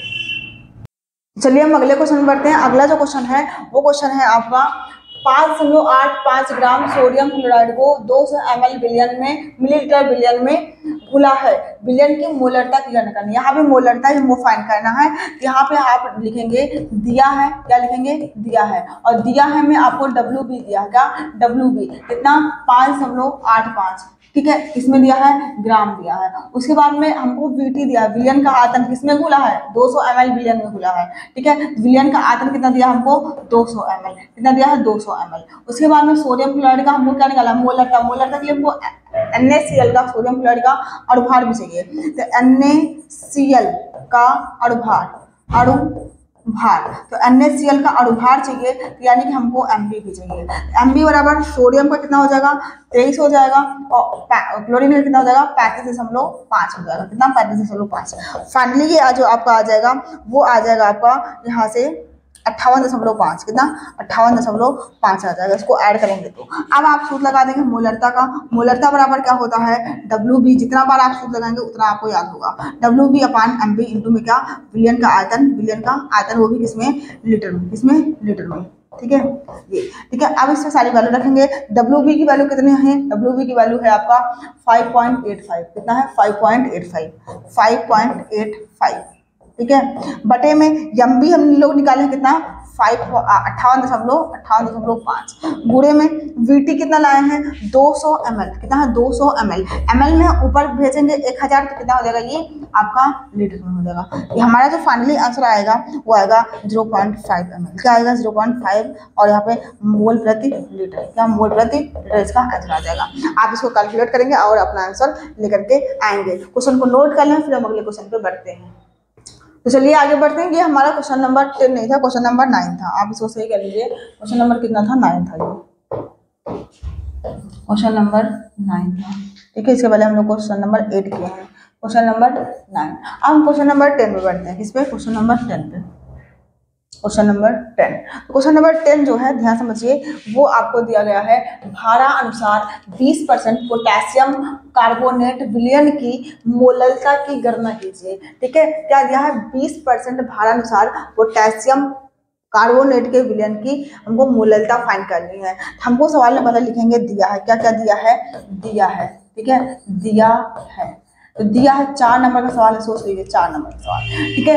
दिया है पोटेशियम, आपको क्या दिया है WB दिया है, इसका पोटेशियम परमैंगनेट का भार दिया है, WB दिया है, तो WB हम कितना लिखेंगे 20% दिया है, कितना 20%, ठीक है। सिर्फ यही इतना दिया और कुछ नहीं दिया है, यानी कि जो WT आपका होगा, क्या WT, ठीक है, क्या WT वो कितना होगा 100, टोटल विलयन रहा होगा 100 का, उसमें से जो विलय रहा होगा पोटेशियम कार्बोनेट वो कितना है 80, यानी कि टोटल विलयन 100, उसमें से 20% क्या है आपका यहाँ पे पोटेशियम परमैंगनेट है, बाकी बचा हुआ आपका क्या हो जाएगा WA, यानी कि आपको पता है ना एक अगर सोल्यूशन है तो उसमें क्या क्या है WA है, ठीक है, WA है विलायक है, प्लस में क्या है WB है, और टोटल मिलकर के क्या हो जाएगा ये WT, यानी कि WT आपका ये हो जाएगा टोटल मिला के। टोटल कितना है 100% का सोल्यूशन है, 100 का सोल्यूशन है, परसेंटेज का मतलब क्या है 100 का सोल्यूशन है, 100 में से आपका WB कितना है, आपको सवाल में 20 दिया है, यानी कि WA कितना होगा 100 में से आप क्या करेंगे 100 में से आप 20 घटा देंगे, यानी कितना हो जाएगा 80 हो जाएगा, 100 में से आप 20 घटा देंगे क्या हो जाएगा 80 हो जाएगा। हमको निकालना क्या है मोलरता निकालनी है। मोलरता के लिए हमको ये भी पता है पोटेशियम कार्बोनेट का हमको क्या चाहिए यहाँ पे अणुभार भी चाहिए, तो पोटेशियम कार्बोनेट KCO3, ठीक है, KCO3 पोटेशियम कार्बोनेट का हमको क्या चाहिए अणुभार भी चाहिए, ठीक है, का अणुभार, ठीक है। तो पोटेशियम कार्बोनेट का जो अणुभार होगा वो कितना होगा, अगर आप सारी वैल्यू रखेंगे कितना 39 प्लस में कार्बन का कितना 12 प्लस में दिया हुआ है आपको ऑक्सीजन में कितना 16। आप इन सबको जब ऐड करके वैल्यू रखेंगे तो ये आपका हो जाएगा 138। कितना हो जाएगा 138। अब ऐड कर लेंगे कितना आएगा 138। अब आप सूत्र लगा दीजिए किसका, फार्मूला लगा दीजिए। फार्मूला का लगाएंगे किसका, फार्मूला लगाएंगे मोललता का। तो m इक्वल टू होता है small m equal to WB upon में क्या होता है MB इंटू में क्या होता है WA, वो भी किसमें किलोग्राम में, इसमें किलोग्राम में। तो आइए करते हैं हम, ठीक है। और आपका W किसमें आया है, ग्राम में आया है, किसमें आया है, ग्राम में आया है, ठीक है, क्योंकि सवाल में आपकी ग्राम की बात हो रही है। तो उसके बाद में आपको यहाँ पर m इक्वल टू WB की वैल्यू कितनी है 20 है, ठीक है। MB की वैल्यू कितनी है, MB की वैल्यू 138 है, 138 है। उसके बाद में WA की वैल्यू कितनी है 80, और 80 किस में है, ग्राम में है। 1000 से आप क्या कर देंगे, भाग कर देंगे। जो आपका फाइनली आंसर आ जाएगा वो आ जाएगा आपका यहाँ से 1.81। उसके बाद में मोल प्रति किलोग्राम, मोल प्रति किलोग्राम आपका क्या आ जाएगा, इसका आंसर आ जाएगा। आप इसको, आपका काम है इसको कैलकुलेट करके आंसर अपना लिखना। तो आप क्वेश्चन को नोट कर लें, फिर हम अगले क्वेश्चन में बढ़ जाते हैं। तो चलिए हम अगले क्वेश्चन बढ़ते हैं। आज का जो अगला क्वेश्चन है वो दिया गया है यहाँ पे कि चीनी के सिरे के 214.2 ग्राम में 34.2 ग्राम चीनी है। चीनी का सूत्र भी आपको दिया है। चीनी के सिरे की मोललता क्या होगी, सवाल जो है ये इम्पोर्टेंट है आपके एग्जाम के लिए। चीनी के सिरे आपको कितना दिया है, चीनी के सिरे के 214.2 ग्राम में 34.2 ग्राम चीनी है, ठीक है। यानी कि आपको यहाँ पर क्या दिया गया है, जिसकी मात्रा कम होती है क्या होता है, विलेय का भार होता है। जिसकी मात्रा कम होती है किसका भार होता है, विलेय का भार। तो आपको दिया है यहाँ किसका, विलेय का भार, विलेय का भार। तो आपको विलेय का भार दिया गया है कितना, यहाँ पे 34.34, पहले आप वैल्यू कर रहे हैं। WB कितना दिया है 34.2 ग्राम, 34.2 ग्राम। उसके बाद में ये क्या है, चीनी के सिरे, ठीक है। ये क्या है, चीनी का सिरा। आप सभी को पता है चीनी के सिरा जो बनता है वो किसका होता है, चीनी का सिरा जो बनता है, जो चाशनी आप इसको कहते हैं, वो जल प्लस और किससे बनता है, चीनी से बनता है, पानी प्लस चीनी से बनता है। यानी कि ये सोल्यूशन आपको दिया, क्या दिया है, सोल्यूशन। WT का मान दिया, चीनी के सिरे का मतलब ये आपको विलयन का भार दिया, किसका, विलयन का भार, ठीक है, विलयन का भार। विलयन का भार यानी कि आपको WT से दिया गया, WT क्या दिया है, WT वो कितना दिया गया है 214.2 ग्राम। यहाँ बच्चे क्या करते हैं, इसको WA मान लेते हैं और सवाल क्या कर देते हैं, गलत कर देते हैं। क्यों, क्योंकि चीनी के सिरे की बात हो रही है। हम सभी को नॉर्मल भाषा में बताया, चीनी का सिरा मतलब चाशनी आप जिसको कहते हैं, जो आपको गुलाब जामुन की चाशनी होती है वो क्या होती है, उस किससे मिलकर बनी होते हैं, जल और प्लस में किससे, चीनी, यानी कि विलेय प्लस विलायक से मिलकर बनी होती है, यानी वो क्या होती है, आपकी विलयन होती है। WT का मान होता है। अब यहाँ से हमको WT पता है, WB पता है, तो हम WA निकाल सकते हैं। तो WT बराबर होता है, विलयन बराबर होता है विलेय प्लस विलायक, क्या होता है, विलेय प्लस विलायक। यहाँ से हम WA निकालेंगे तो WA बराबर हमको मिलेगा क्या, WT में से अगर हम WB माइनस कर देंगे तो हमको WA मिल जाएगा। तो WA बराबर हो जाएगा, WT कितना है, WT है 214.2 ग्राम माइनस WB कितना है 34.2 ग्राम, ठीक है। इसको हम जब माइनस करेंगे किसमें से, इसको जब हम इसमें से माइनस करेंगे तो हमको मिलेगा 180। कितना मिलेगा 180। आप इसको माइनस करके लिख लेंगे कितना मिलेगा 180 ग्राम हमको मिल जाएगा WA, ठीक है। जब WA हमको मिल गया, हमको क्या चाहिए, हमको चाहिए चीनी का अणुभार, क्या चाहिए, चीनी का अणुभार। हमको MB भी चाहिए, क्या चाहिए, MB। यहाँ एक हम इधर लेते हैं, क्या चाहिए, चीनी का अणुभार, चीनी का अणुभार, ठीक है, अणुभार। तो चीनी का अणुभार आप याद करके जाएंगे अपने एग्जाम में, नहीं तो आपको टाइम लगेगा निकालने में, कैलकुलेशन करने में, और आपका समय ही तो बचाना है आपको एग्जाम में। वो होता है 342। कितना होता है 342। अब सारी वैल्यू आप सूत्र लगाएंगे मोललता का, जो कि अभी तक रट गया होगा। वो होता है WB, क्या होता है, WB अपान में क्या होता है MB इंटू में क्या होता है WA, वो भी किसमें, किलोग्राम में, क्योंकि मोललता फाइंड करना है, क्या मोललता। तो M = हो जाएगा WB की वैल्यू कितनी है, WB की वैल्यू है 34.2, ठीक है। उसके बाद में क्या है, MB की वैल्यू कितनी है 342, कितनी है 342, इनटू में क्या है यहाँ पे 180 ग्राम क्या है, क्या है आपका WA, लेकिन ग्राम में है, आपको किसमें चाहिए, किलोग्राम में। तो 180 और भाग ऊपर चला जाएगा क्या 1000, क्या चला जाएगा 1000 यहाँ पे, ठीक है। आप जब इसको कैलकुलेट करेंगे तो आपका जो फाइनल आंसर आएगा वो आपको मिलेगा 0.55, क्या मिलेगा 0.55 मोल प्रति लीटर। आप इसका मात्रक, मोल प्रति किलोग्राम इसका आप मात्रक लिख लेंगे। आप क्वेश्चन को नोट करिए, फिर हम अगले क्वेश्चन पे बढ़ जाते हैं। चलिए हम अगले क्वेश्चन बढ़ते हैं। जो आज का अगला क्वेश्चन है, क्वेश्चन नंबर 12, वो हमको दिया गया है भारानुसार 30% ग्लिसरॉल, ग्लिसरॉल का सूत्र भी आपको दिया गया है कि जलीय विलयन में ग्लिसरॉल के मूल अंश की गणना कीजिए। 2023 में सवाल पूछा हुआ है, यानी कि अभी इम्पोर्टेंट सवाल है। तो आइए हम देखते हैं क्या क्या हमको दिया गया है। हमको दिया गया है भारानुसार 30% ग्लिसरॉल, ग्लिसरॉल का भार दिया है, ठीक है। ग्लिसरॉल का आपको क्या दिया है, भार दिया है, किसका दिया है, ग्लिसरॉल का, रॉल का आपको क्या दिया है, भार दिया है। वो कितना दिया है 30%, और परसेंट में देने का मतलब ये है कि जलीय विलयन में, यानी कि जल में घुला हुआ है, तो जल का जो भार होगा, क्या जल का जो भार होगा, हम लिखेंगे क्या यहाँ पे, जल का भार। तो जल का भार कितना होगा हमको पता है, परसेंटेज में देने का मतलब ये है कि 100 में से आप किसका 100% का विलयन होगा, और 100 में से आपको 30% हटा देना, किसको, ग्लिसरॉल को। बचेगा आपका क्या, यहाँ से जल ही जल बचेगा, यानी कि 70 जो आपका बचेगा वो क्या बचेगा, जल बचेगा। इतनी बात ठीक है। उसके बाद में हमको निकालना क्या है, ग्लिसरॉल के मोल अंश की गणना करनी है। हमको पता है जो मोल अंश यानी मोल प्रभाज का सूत्र होता है, मोल प्रभाज का सूत्र होता है, मान लो ग्लिसरॉल को हम B मान रहे हैं, तो मोल प्रभाज का सूत्र होता है किसी एक घटक का जिसका निकालना है, यानी कि ग्लिसरॉल का, ग्लिसरॉल का, और यहाँ पर क्या होता है, ग्लिसरॉल का अनुभार, और बटे में क्या, सॉरी, ग्लिसरॉल का मोल प्रभाज या फिर मोल ही लिख दीजिए। ग्लिसरॉल का मोल बटे में क्या, कुल मोल, और कुल मोल मतलब क्या, कुल मोल मतलब क्या आपको निकालना है, आपको जल का भी मोल निकालना है और इसका ग्लिसरॉल का भी मोल निकालना है। हमको करना क्या है, सबसे पहले हमको ये करना है कि हमको क्या पहले निकाल लेना है, ग्लिसरॉल का मोल निकाल लेना है, फिर किसका, जल का मोल निकाल लेना है, फिर हम सूत्र लगाएंगे किसका, मोल प्रभाज का, जो कि क्या होता है, ग्लिसरॉल का मोल जो हमको निकालना है, जिसका निकालना है, ग्लिसरॉल को निकालना है, तो ग्लिसरॉल के मोल बटे में क्या, कुल मोल का आपको सूत्र लगा देना, आपको आंसर मिल जाएगा। हम यहाँ निकालेंगे पहले क्या, ग्लिसरॉल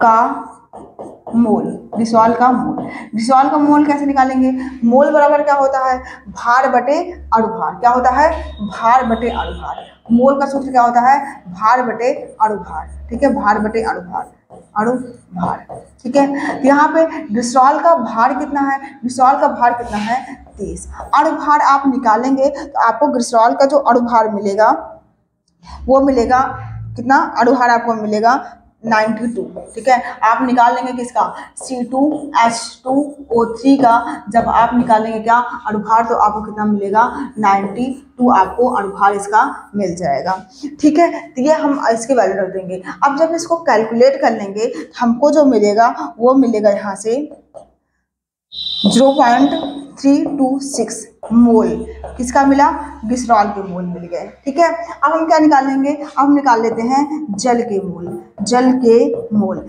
के मोल निकालेंगे तो मोल बराबर क्या होता है, मोलों की संख्या, मोल के बराबर होता है भार बटा अणुभार, क्या, भार बटा अणुभार होता है, अणुभार, ठीक है, भार बटा अणुभार। तो भार आपका कितना है, भार, जल का भार कितना है 70 है, कितना है 70 है, और हम जल का अणुभार जानते हैं कितना होता है 18 होता है, कितना होता है 18 होता है, यानी 3.88 यहाँ पर क्या आ जाएगा, मोल इसका मान आ जाएगा, ठीक है। अब हमको क्या निकालना है, हमको निकालना है ग्लिसरॉल के मोल अंश की गणना करनी है। अब हम फाइनली दूसरे पेज बढ़ते हैं, और दूसरे पेज पे क्या लिखते हैं, ग्लिसरॉल के, ठीक है, या ग्लिसरॉल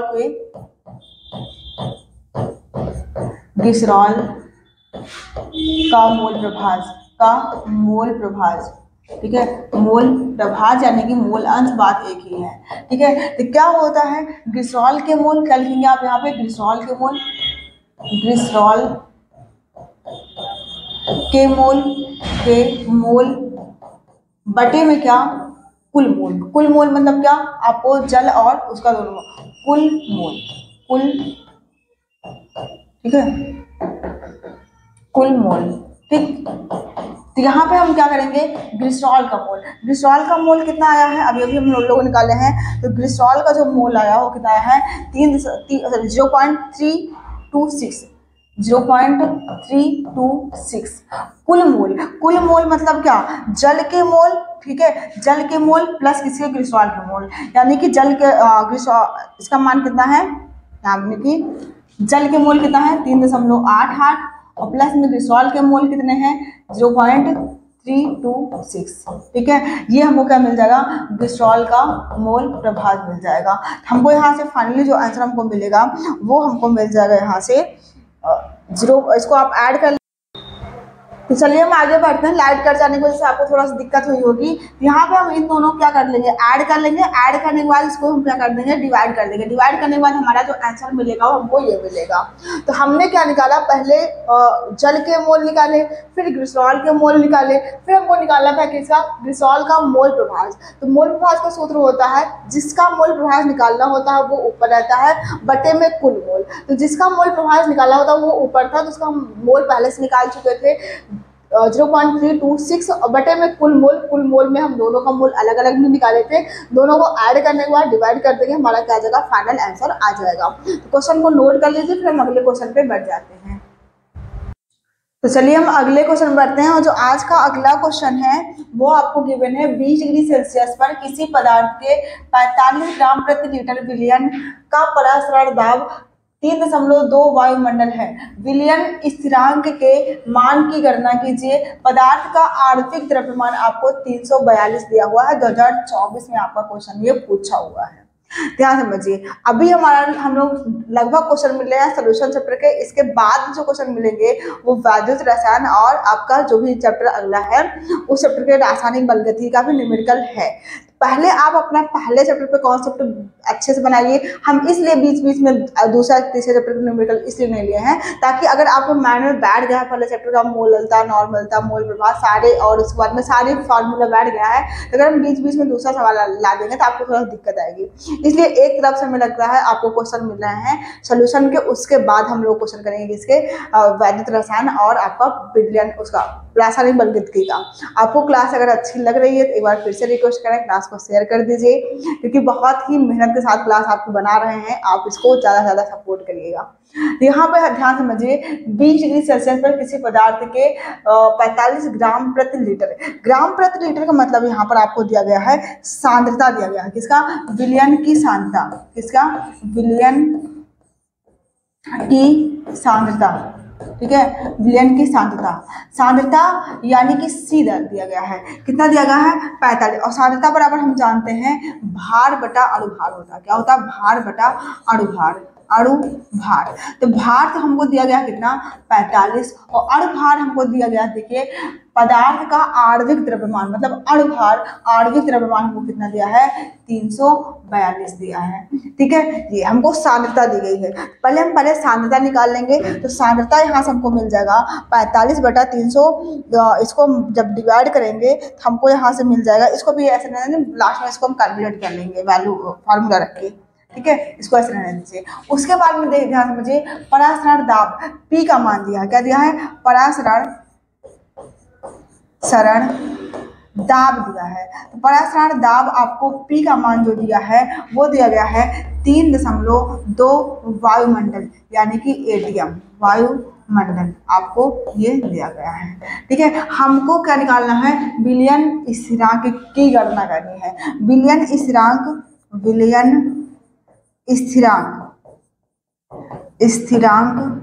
यानी कि हमको R का मान फाइंड करना है, ये हमको फाइंड करना है। ठीक है। और हम जानते हैं कि, और उसके बाद हमको टी भी दिया गया है क्या, 20 डिग्री सेल्सियस पर, ठीक है। टी भी दिया है, वो भी कितना, 20 डिग्री सेल्सियस। लेकिन सेल्सियस को हम जब केल्विन में कन्वर्ट करेंगे तो 20 में कितना ऐड कर देंगे, 20 में ऐड कर देंगे 273 हम ऐड कर देंगे तो हमको मिल जाएगा ये कितना, 293 केल्विन हमको टेम्परेचर मिल जाएगा, ठीक है। विलियन स्थिरांक की गणना करनी है और हम जानते हैं विलियन स्थिरांक जो होता है, विलियन स्थिरांक, या फिर हम जानते हैं परासार दाब बराबर होता है CRT। क्या होता है, CRT।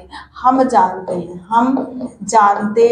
हैं, ठीक है, हम जानते हैं जो विलियन स्थिरांक, जो परासार दाब होता है P बराबर होता है CRT। यहाँ से हमको R की वैल्यू फाइंड करनी है, बाकी सब की वैल्यू रख देनी है। तो R बराबर ये हो जाएगा क्या, P/C और क्या T। तो R बराबर P की वैल्यू कितनी है, परासार दाब कितना दिया गया है, तो परासार हमको दाब दिया गया है 2.3। कितना दिया गया है, 2.3 हमको दिया गया है, ठीक है। उसके बाद हमको क्या दिया गया है, उसके बाद हमको यहाँ पर दिया गया है किसकी वैल्यू, C की वैल्यू 45/342। कितना, 45/342। 45 नीचे आएगा, 342 कहाँ जाएगा, ऊपर जाएगा, ठीक है। बटे में T कितना दिया है, 293 केल्विन। इसको जब आप हल करेंगे, अपना कैलकुलेट करेंगे, अपनी जो वैल्यू लाएंगे वो आपको मिलेगा 0.083, और उसके बाद में मात्रक हो जाएगा लीटर वायु केल्विन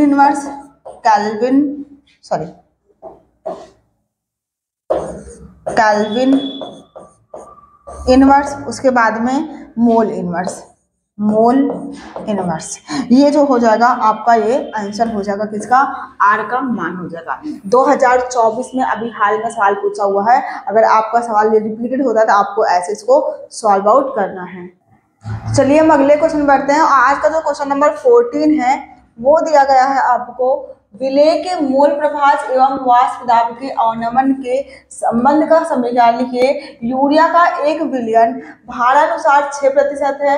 विलयन में यूरिया तथा जल का मोल प्रभाज ज्ञात कीजिए। और यूरिया का आपको अनुभार भी दिया है कितना, 60 दिया है। सबसे पहले क्वेश्चन में हमसे पूछा, क्वेश्चन 4 नंबर का 2022 में पूछा भी हुआ है, विलेय के मोल प्रभाज, विलेय का जो मोल प्रभाज और तथा वाष्प दाब के अवनमन में हमको संबंध का समीकरण लिखना है, जो कि आप हेडिंग बनाएंगे सॉल्यूशन में हेडिंग बनाएंगे क्या, विलेय के मोल प्रभाज तथा वाष्प दाब के अवनमन का संबंध जो होता है P0 माइनस PS/में। P0 इक्वल टू विलेय का जो मोल प्रभाज बराबर N/N प्लस कैपिटल N, यानी कि विलेय के मोल बटे में क्या, कुल मोल, N प्लस कैपिटल N का मतलब क्या है, कुल मोल। अब हमको सवाल पे आते हैं। सवाल है यूरिया का 1 विलयन भारानुसार 6% है, यानी कि यूरिया का जो हमको भार दिया है वो कितना दिया है, 6%।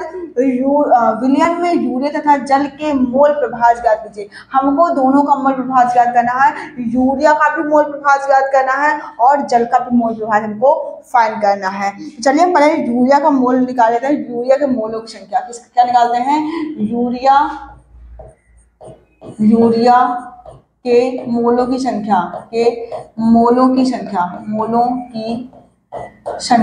हम आपको मोलों की संख्या निकालना बताए हैं। क्या होता है, भार बटा अनुभार होगा। क्या होता है, मोलों की संख्या भार बटा अनुभार होता है, ठीक है। तो यूरिया का भार तो हमको दिया है ना, इसका यूरिया का भार कितना दिया है, 6 दिया है। और यूरिया का अनुभार भी कितना दिया हमको, 60 दिया है। कितना दिया है, 60 दिया है। यानी कि यहाँ से कितना हो जाएगा, 0.1 क्या आ जाएगा, यूरिया के मोलों की संख्या। फिर हम जल के मोलों की संख्या निकाल लेते हैं। क्या, जल के मोलों की संख्या, ठीक है। जल के मोलों की संख्या क्या हो जाएगी, परसेंटेज में है तो क्या है, एक सोल्यूशन है, उस सोल्यूशन में 6% क्या है यूरिया है, बाकी क्या है, जल है। यानी कि 100% टोटल सोल्यूशन होगा। 100 में से हम क्या करेंगे, 6% को हम माइनस कर देंगे तो वो क्या मिल जाएगा, जल के मोलों की जो जल का भार मिल जाएगा। यानी कि यहाँ हो जाएगा क्या, भार बटा अनुभार सूत्र होता है अणुभार सूत्र होता है ये, ठीक है। तो यहाँ से हम कर देंगे क्या, 100 में से हम 6 माइनस कर देंगे, 100 में से 6 माइनस कर देंगे, हमको क्या मिल जाएगा, जल का भार मिल जाएगा। और जब बटे में जल का अणुभार कितना होता है, 18 होता है। फाइनली आपको यहाँ से जो मिलेगा वो मिलेगा 5.2 मिलेगा। क्या मिलेगा, 5.2 मिलेगा। फिर से समझ लीजिए, जो जल के मोल है, मोलों की संख्या हमको नहीं दिया गया, जल का भार नहीं दिया, लेकिन यूरिया का भार परसेंटेज में दिया गया था। यूरिया का भार परसेंटेज में देने का मतलब ये है कि जल उसमें कितना है, टोटल विलियन 100 का रहा होगा। परसेंटेज मतलब क्या है, टोटल विलियन 100 का रहा होगा। 100 में से जो आपका 6% है वो क्या है, आपका यूरिया है। बाकी बचा हुआ आपका परसेंटेज क्या, बाकी बचा हुआ आपका 100 में से 6 आप माइनस कर देंगे, 94 जो होगा आपका क्या होगा, जल का भार होगा। ये हमको क्या मिल गया, यूरिया के मोलों की संख्या मिल गया, और किसका मिल गया, जल के मोलों की संख्या मिल गया। अब हम क्या निकाल लेंगे, एक बार निकाल लेंगे क्या, यूरिया के मोल प्रभाज, फिर क्या निकाल लेंगे, जल का मोल प्रभाज। तो आगे हम लिखते हैं यूरिया का मोल प्रभाज, क्या, यूरिया का मोल प्रभाज, यूरिया का मोल प्रभाज, मोल प्रभाज। तो यूरिया का जो मोल प्रभाज का सूत्र लगाएंगे, हम जानते हैं यूरिया के मोल ऊपर लिखेंगे, बटे में क्या, कुल मोल। क्या लिखेंगे, यूरिया के मोल, यूरिया के मोल बटे में क्या, कुल मोल, बटे में क्या, कुल मोल। पानी है, जल है और यूरिया है, कुल मोल, ठीक है। तो यहाँ से यूरिया का मोल कितना आया है, 0.6 आया है, बटे में कुल मोल 0.1 प्लस 5.2, दोनों मोल को हम क्या कर देंगे, ऐड कर देंगे, तो हमको यूरिया का मोल मिल जाएगा। क्या मिल जाएगा, यूरिया का मोल। यानी कि हमको यहाँ से जो फाइनली मिलेगा वो मिलेगा 1/53। इसको आप जोड़ करके आप जब भाग करेंगे 1/53, फाइनली मिल जाएगा ये आपको 0.01887। क्या मिल जाएगा, यूरिया को जो मोल मिल जाएंगे वो क्या मिल जाएंगे, इसको आप जब पूरा सॉल्व करेंगे तो आपको ये आंसर आएगा। लेकिन ये क्या निकाले, हम यूरिया के मोल निकाले हैं। हमको क्या चाहिए, हमको चाहिए जल के मोल। यहाँ हम लिख देते हैं जल के मोल, जल के मोल, ठीक है। और हम ये जानते हैं कि जो मोल प्रभाज होता है, मोल प्रभाज होता है जल के मोल प्रभाज, ठीक है, जल का मोल प्रभाज, इसको डाल दीजिए, जल का मोल प्रभाज, जल का मोल प्रभाज, 1 सेकंड, प्रभाज, ठीक है। हम जानते हैं मोल प्रभाज जो होता है वो क्या होता है आपका, वो क्या होता है, XB प्लस XA = 1 होता है। यानी कि टोटल जो होता है विलेय प्लस विलायक का जो मोल प्रभाज बराबर होता है वो 1 होता है। यानी अगर हम 1 में से यूरिया का मोल प्रभाज घटा देंगे तो हमको क्या मिल जाएगा, जल का मोल प्रभाज। 1 में से अगर हम 0.01887 को घटा देंगे तो हमको क्या मिल जाएगा, जल का मोल प्रभाज मिल जाएगा। क्यों, क्योंकि हम जानते हैं मोल प्रभाज जो होता है विलेय प्लस विलायक का योग जो होता है वो 1 के इक्वल होता है। यानी कि 1 में से अगर हम यूरिया के मोल प्रभाज घटा देंगे तो हमको ये वैल्यू मिल जाएगी। तो फाइनली जो हमारा आंसर आएगा वो आएगा 0.982। ये हमारा क्या हो जाएगा, जल के मोल हमारा हो जाएगा आंसर। तो आप क्वेश्चन को नोट कर लें, फिर हम आगे बढ़ते हैं। चलिए हम अगले क्वेश्चन में बढ़ते हैं। आज का जो क्वेश्चन नंबर 15 है वो हमको दिया गया है, ग्लूकोज के जल में बने विलयन की सांद्रता 10% है और 10% W/W है। यदि विलयन का घनत्व 1.20 ग्राम प्रति लीटर इनवर्स वो तो गणना कीजिए, मोलरता गणना करनी है, मोलरता गणना करनी है, विलयन में प्रत्येक घटक का मोल अंश यानी मोल प्रभाज की हमको गणना करनी है। तो ये जो सवाल है ये आपका क्या होगा, होमवर्क होगा, क्योंकि इस टाइप के हमने बहुत सारे सवाल कर चुके हैं, परसेंटेज वाले सवाल बहुत सारे कर चुके हैं। तो आज के लिए इतना ही। आज हम लोगों ने बहुत सारे क्वेश्चन सॉल्व किए। हमने सोचा हुआ था कि आपको कंप्लीट करा देंगे, लेकिन अभी बहुत सारे सवाल बच जा रहे हैं, इसलिए क्योंकि आज लाइट की प्रॉब्लम बहुत ज़्यादा है, लाइट कट रही है बहुत ज़्यादा, इसलिए हम आपको पूरा कंप्लीट मैराथन नहीं दे सकते हैं। इसके जो अगला पार्ट आएगा यानी कि मैराथन का दूसरा पार्ट, उसमें हम लोग अधिकतर सॉल्व क्वेश्चन करेंगे विद्युत रसायन का और रासायनिक बलगतिकी का। हमें उम्मीद है कि आपको विलयन चैप्टर का न्यूमेरिकल अच्छे से आ गया होगा। अभी कुछ न्यूमेरिकल्स इसमें बच रहे हैं विलयन चैप्टर में भी, जैसे अवनमन का या फिर स्थिरांक का जो भी क्वेश्चन है अभी बच रहे हैं, उन सभी को हम अगले पार्ट में कंप्लीट करा देंगे। वो चाहे 2 घंटे क्लास जाएगी चाहे 3 घंटे की जाएगी, लेकिन उसमें कंप्लीट आपका होगा। आज के लिए इतना ही। और आप बहुत ज़्यादा भी नहीं देंगे, नहीं तो आप बोर होते जा रहे होंगे कि इतना सारा न्यूमेरिकल एक साथ। क्वेश्चन को आराम से कीजिए और क्वेश्चन को अच्छे से सॉल्व कीजिए, और सारे क्वेश्चन को और भी आप क्वेश्चन उठाइए, वहाँ से भी आपको क्वेश्चन सॉल्व होंगे। क्लास आपको कैसी लगी कमेंट में ज़रूर बताएं और क्लास को ज़्यादा से ज़्यादा शेयर करें।